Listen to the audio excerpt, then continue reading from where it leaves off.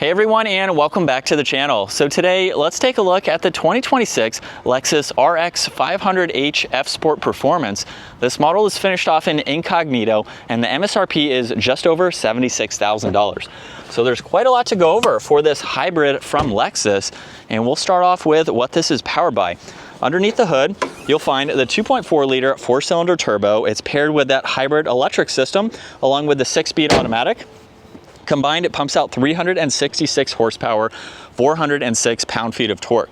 This is all-wheel drive. It'll do 0 to 60 in just shy of 6 seconds. And as far as fuel economy goes, you're looking at 27 in the city and at 28 out on the highway.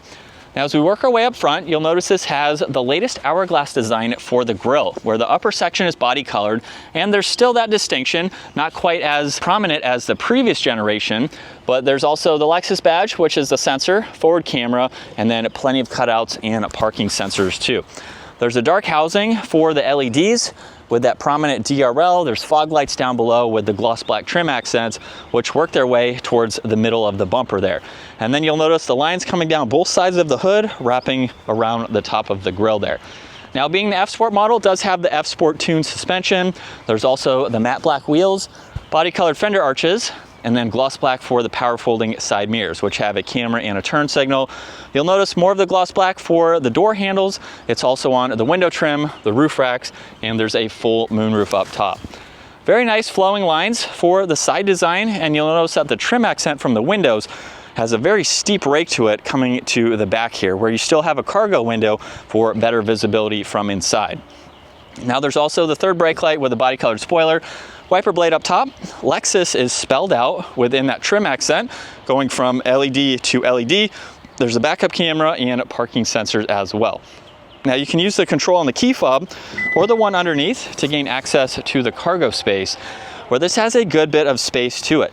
Now, with the back seats, they are also automatic. So with one touch of a button, you can fold these down and then, of course, put them back up. There's also a spare tire underneath. There's this cover here. 112 volt, there's also a few hooks to place in items, and with the back seats down, of course, you'll have a lot more interior space. So for its size, it definitely gives you a lot of practicalities, and there's also proximity door handles, so you can grab any door handle to lock and unlock this. For the interior, there's Alcantara and leather, Mark Levinson for the audio, storage in the lower section, and then the electronic release is by pushing it. Pulling it twice is the manual release. There's also adjustments down below to further control the backrests here, where there's more Alcantara and leather.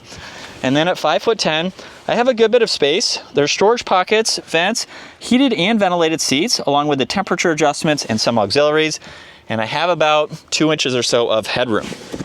Now, there's also the armrest with storage, cup holders on the front section there. And then the full moonroof here, which is nice, along with Alcantara for the headliner. Now, up front, this also has the window controls, side mirror adjustments, same release, of course, with more storage and all of the same materials. And then F Sport on the door sill and F Sport on the headrests there. You'll notice it's also on the floor mats too. Now, this has the solid and perforated leather steering wheel. It is automatic, so there's an adjustment on the side for that.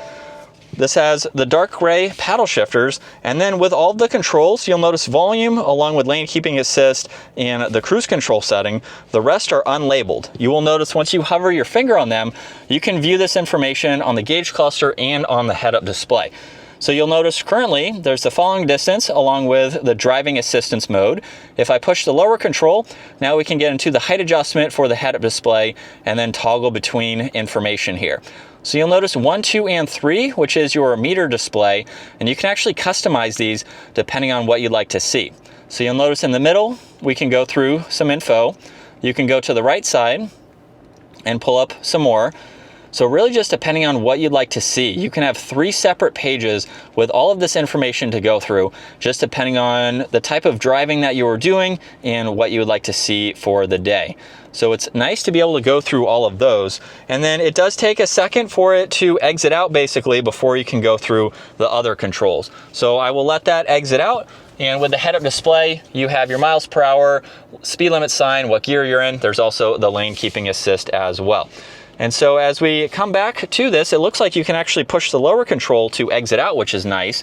For the left side, you have mode, audio, and tuning, and then push on the lower control, and now you have your voice commands, Bluetooth, and then tuning is still retained.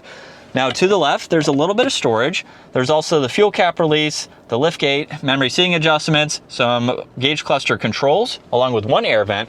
And then with the infotainment system, it's quite large. So it's very easy to view all of the stats here.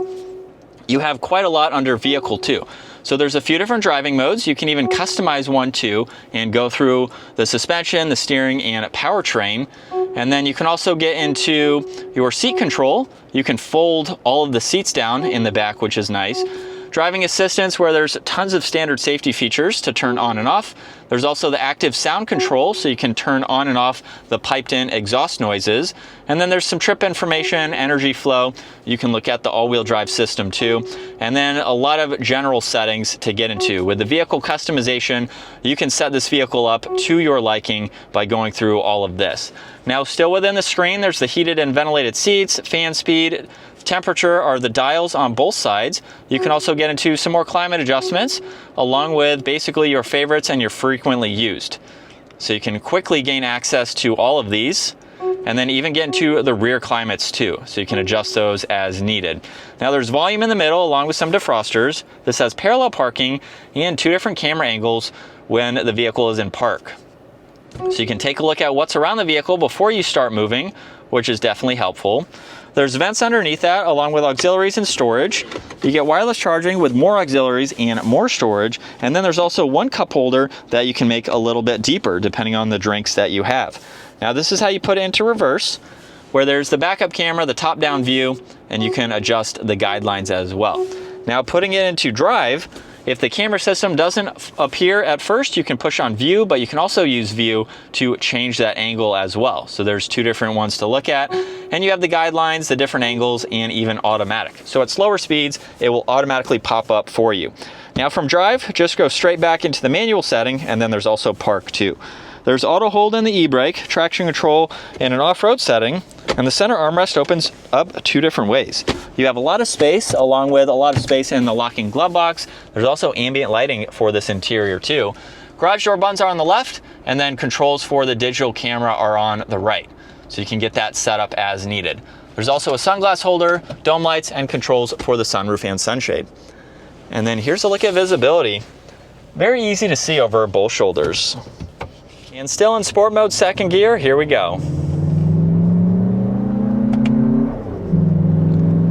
And just a minor acceleration. This has a good bit of power to it, especially with the torque being over 400. You will definitely be able to get up and move with this model. So this is what it's like to be behind the wheel for the RX500h F Sport Performance. Very comfortable place to be. All of the materials are nice, as you would expect, and it's a great layout to go through all of this information. So if you're not looking for a super techy vehicle, Lexuses give you everything that you need without going overboard, I would say. So I like the simplicity of how everything is laid out, but the information that you can go through. And for the few miles that I have put on it, along with the ones I've driven in the past, this is a comfortable place to be. If you want a luxury-focused vehicle with a lot of tech features that are standard, this is a perfect option to go with. And you have some power and performance, a little bit of a sporty exterior as well with the F Sport package. You get a few cosmetic differences compared to a normal version there. And even taking the train tracks on like that, you really didn't even feel it. So it's definitely going to provide you with a good ride. A little bit stiffer in some situations, but that's what the F Sport is, just to give you better handling and a better feel overall.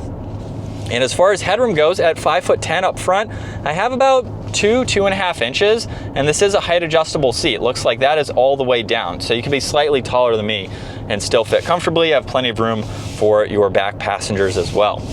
But that is going to wrap it up for the 2026 Lexus RX500h F Sport Performance. Once again, huge shout out to Hendrick Lexus Charlotte for providing this for me today. Take a look at their website, give this video a thumbs up if you enjoyed it, and consider smashing that subscribe button so you can stay up to date with our daily uploads. I will see you all in the next video.